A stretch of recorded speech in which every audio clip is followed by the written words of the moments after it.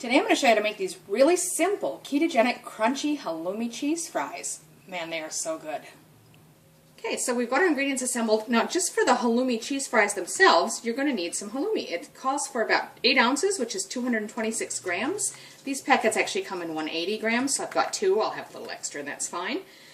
Then she recommends 2 ounces, or 56.7 grams of tallow. I don't have tallow on hand. I do have some bacon fat here I'm going to use.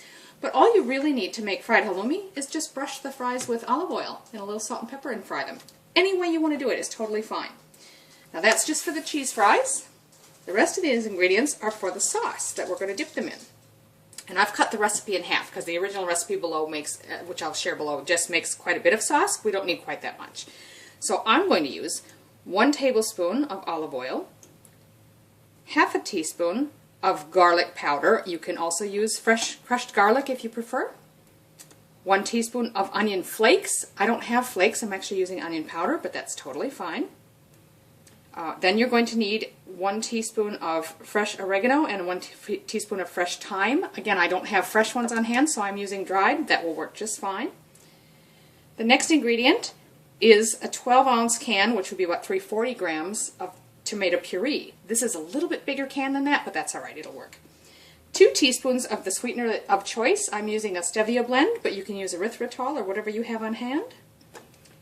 Half a teaspoon of pepper and half a teaspoon of salt. And then you're going to need a half tablespoon of red wine vinegar and 1 tablespoon of fresh parsley if you have it. I've just got dried stuff, so a little less than that would be fine. Okay, so the first thing is I've got a small saucepan over medium heat, and I've added the oil, garlic, onion flakes, thyme, and oregano. And I'm just going to stir that and just saute it over medium heat for a couple minutes. Okay, so that's simmering and getting nicely fragrant. So the next thing we're going to want to do is add in the tomato puree. Give that a stir. And then we're going to add the sweetener, the salt and pepper, and the red wine vinegar. Now I've already mixed my sweetener and my salt and pepper together, so I'll go ahead and add that. So there's the red wine vinegar. I'm just going to stir that in. Now we just want to bring that to a simmer. Shouldn't take long. Okay, so that's come to a nice low simmer. So the last thing we're going to do is stir in our parsley, and then just remove it from the heat.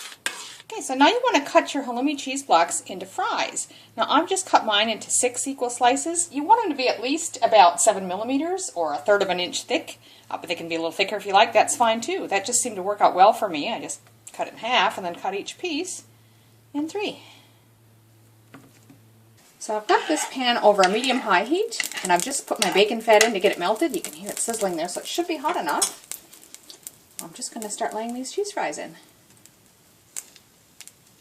Now they're only going to need 2 to 3 minutes per side. So that's been just about 2 minutes, and as you can see they're just starting to get a little golden on the bottom, so I'm going to go ahead and flip them to the other side. And I'll keep going just to try and get them browned on all sides. So I'm just flipping them as I go. I just keep checking them, and once the bottom's browned I turn it, and I'm keep turning it until all 4 sides get nice and brown. And when they do, I just push them to the outside of the pan, because some are getting brown faster than others. So just keep your eye on them as you turn them. It's only going to take a couple minutes per side, though. So there you have it, ketogenic, crunchy halloumi cheese fries with a delicious marinara sauce dip. It's really easy and really tasty.